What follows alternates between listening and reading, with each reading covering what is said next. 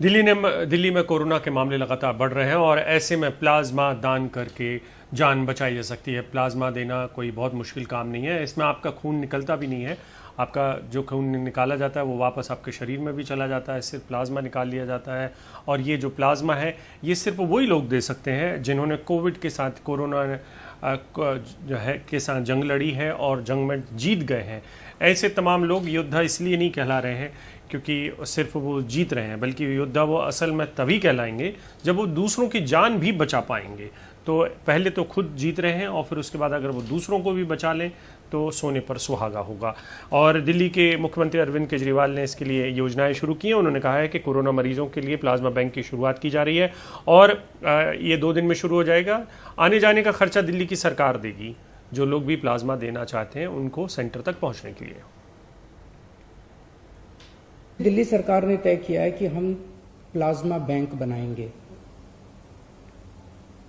ये अपनी तरह का पहला प्लाज्मा बैंक होगा कोरोना के मरीजों का इलाज करने के लिए।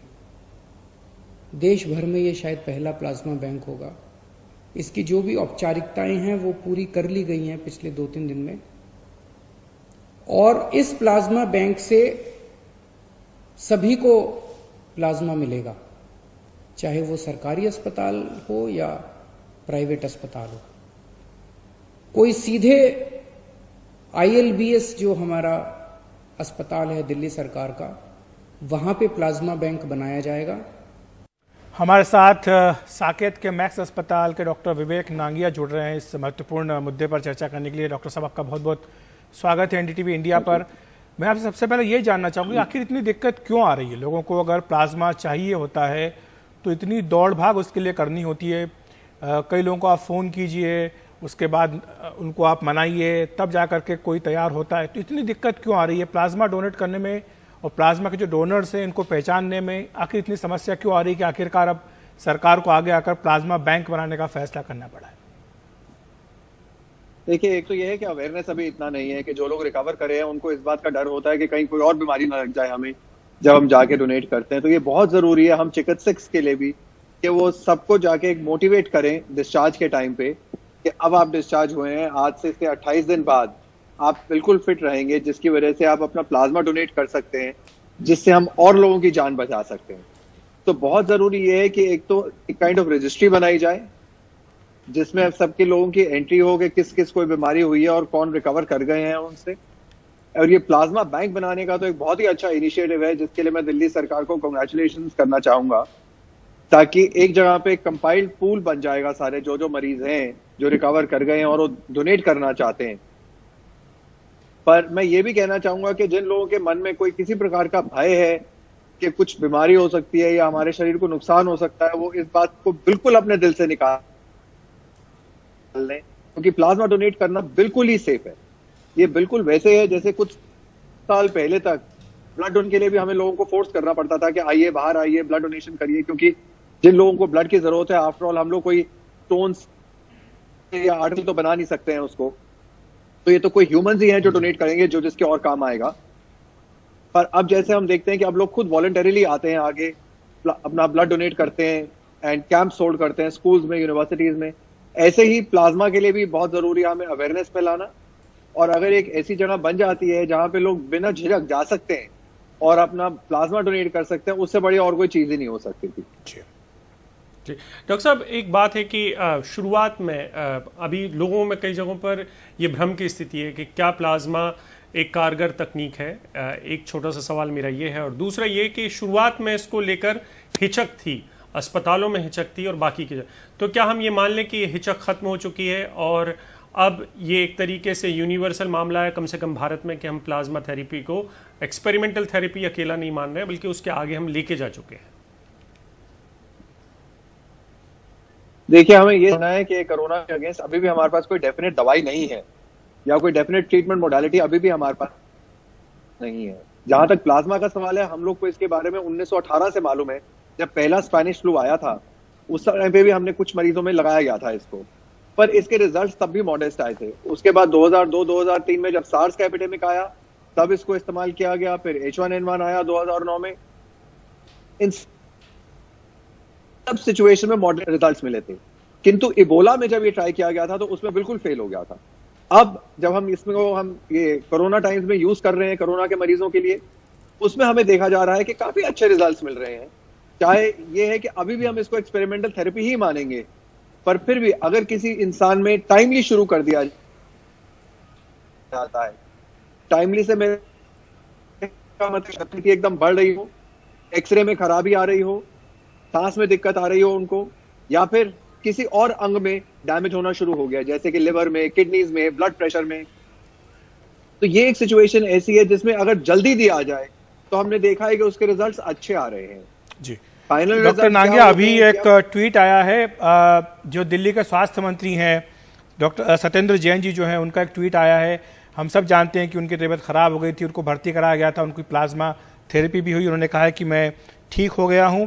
जो मुख्यमंत्री अरविंद केजरीवाल का कदम है, एक क्रांतिकारी कदम है और प्लाज्मा थेरेपी ने मेरी जान बचाई है कोरोना वायरस से, ये दिल्ली के स्वास्थ्य मंत्री ने कहा है। उन्होंने ये भी कहा है कि मैं अपना प्लाज्मा डोनेट करने के लिए प्लेज कर रहा हूं, यानी वो वादा करें कि जैसे ही प्रोटोकॉल उनको अलाउ करेगा वो तुरंत अपना प्लाज्मा जो है वो डोनेट करेंगे।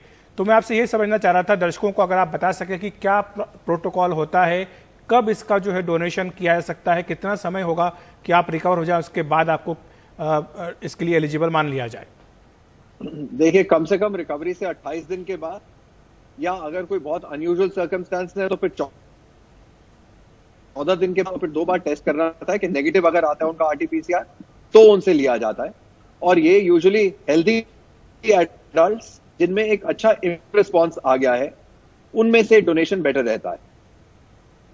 आइडियल तो ये रहता है कि अगर उनकी एंटीबॉडी का हम लेवल टेस्ट करके देख सके, अगर वो लेवल 1:160 से ज्यादा है तो फिर इसका मतलब वो वाला प्लाज्मा बहुत रिच रहेगा एंटीबॉडीज में और पेशेंट के लिए बेनिफिशियल रहेगा।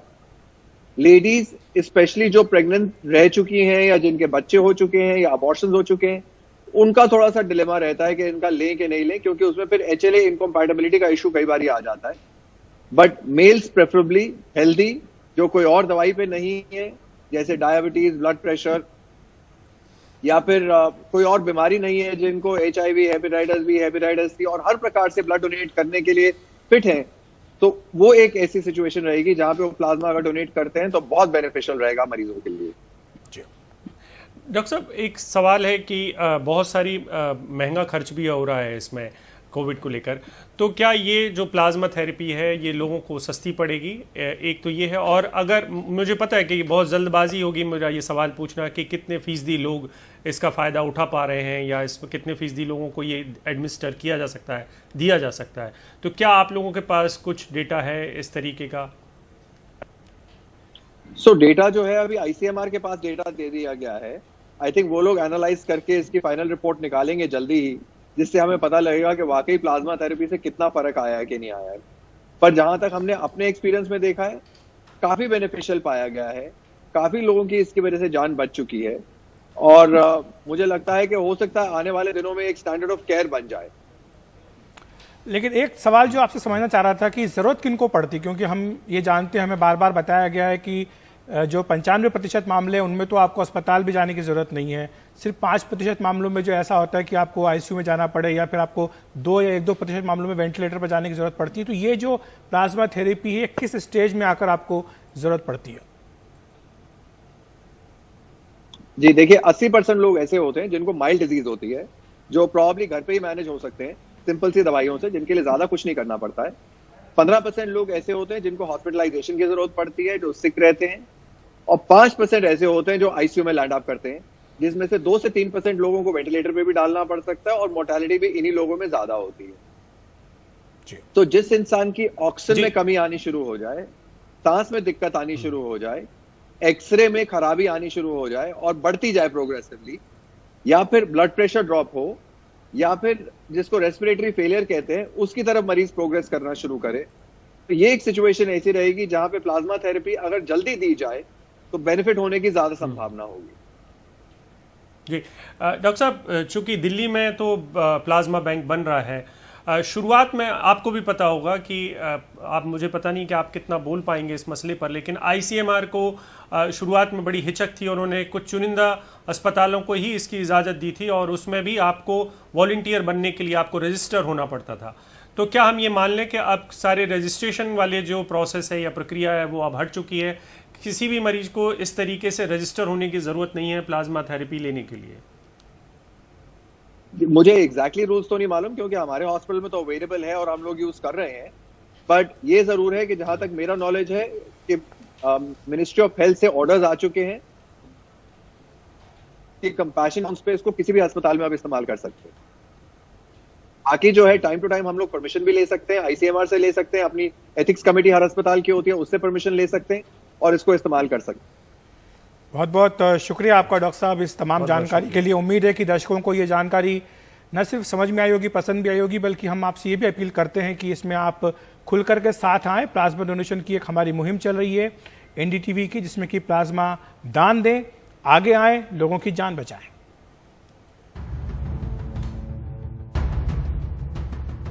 प्लाज्मा डोनेशन के लिए किसी की जान बच जाए, इससे बड़ी वजह कुछ नहीं हो सकती। इस मानवता को बचाने के लिए, किसी पेशेंट के जान को बचाने के लिए ब्लड डोनेशन करना है। कोई कमजोरी नहीं होती, आराम से कोई भी डोनेट कर सकता है। आधे घंटे का काम है, उसके बाद आप ठीक है। जो भी लोग रिकवर हुए हैं वो निश्चित रूप से अपने आप को ब्लड डोनेशन के लिए कहीं भी किसी भी प्लेटफॉर्म पर रजिस्टर कराएं। जो ठीक हो गए वो अपना प्लाज्मा जरूर डोनेट करें। मैं एनडीटीवी का अपनी तरफ से बहुत शुक्रिया अदा करना चाहता हूँ। उन्होंने वक्त रहते जो है हमारा साथ दिया और मेरी वाइफ के लिए प्लाज्मा डोनर का जो है अरेंजमेंट करा। Thank you so much NDTV. Mumbai में बिजली का बिल देखकर लग रहे हैं झटके, बताएंगे ब्रेक के बाद।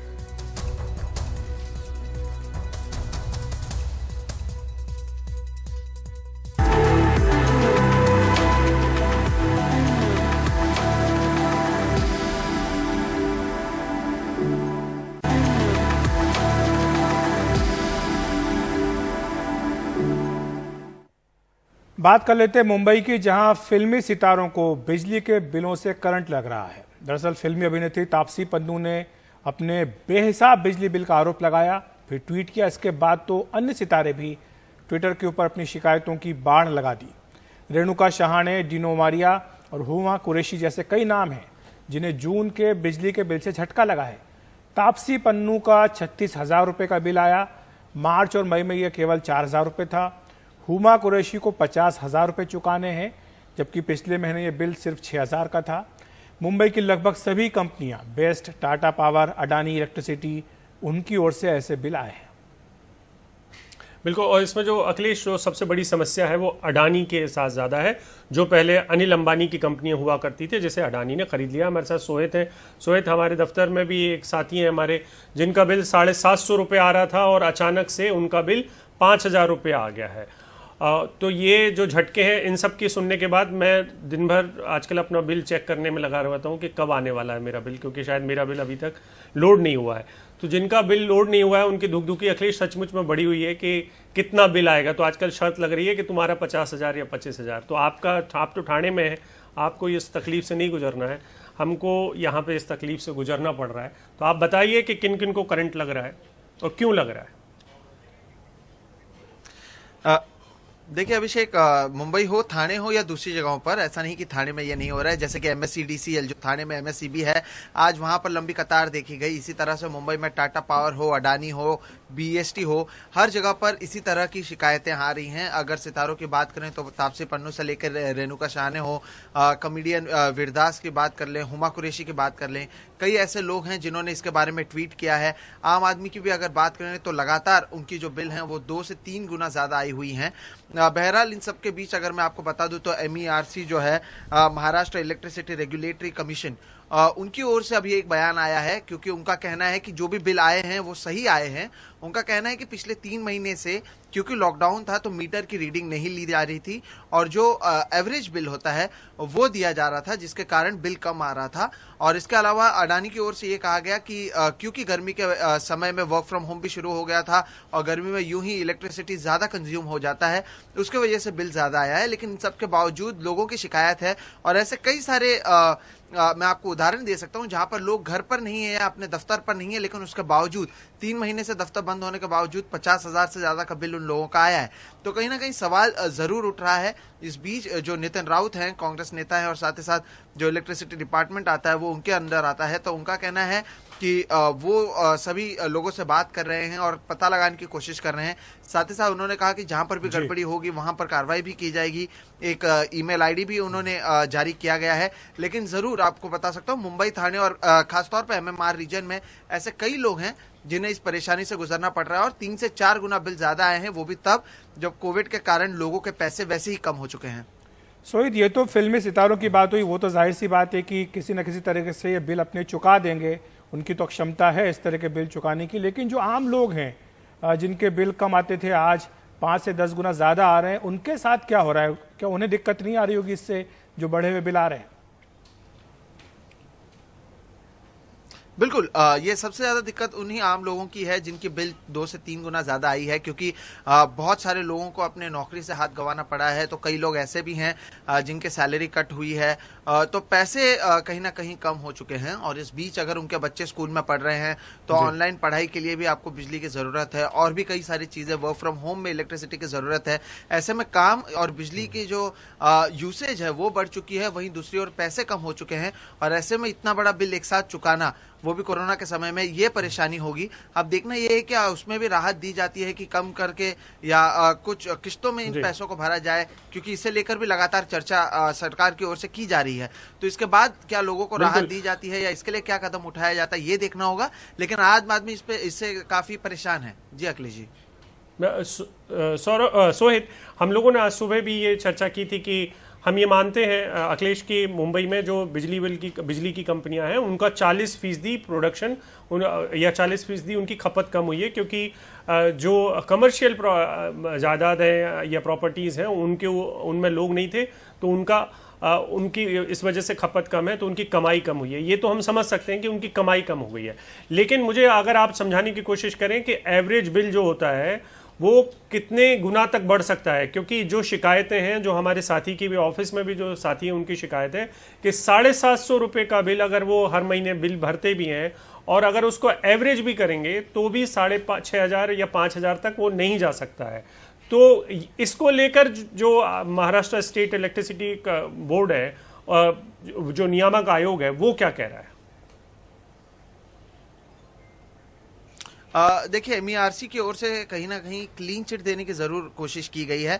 जो आपने कमर्शियल यूसेज की बात की है, तो उसके ऊपर भी एक बयान ये आया है कि एक तरफ जहां शिकायत की जा रही है तो वहीं दूसरी ओर उनकी जो कमाई है या जो प्रॉफिट है वो कम हो रही है, वो लॉस में है। क्योंकि जिस तरह से आपने कहा 40% से ज्यादा जो ऑफिसेस हैं वो बंद है। उसके अलावा प्रशासन की ओर से भी कहा गया था कि जो मिनिमम बिल होता है वो भी 3 महीने के लिए नहीं लिया जाए, क्योंकि लॉकडाउन है, और उसके बाद लिया जाए।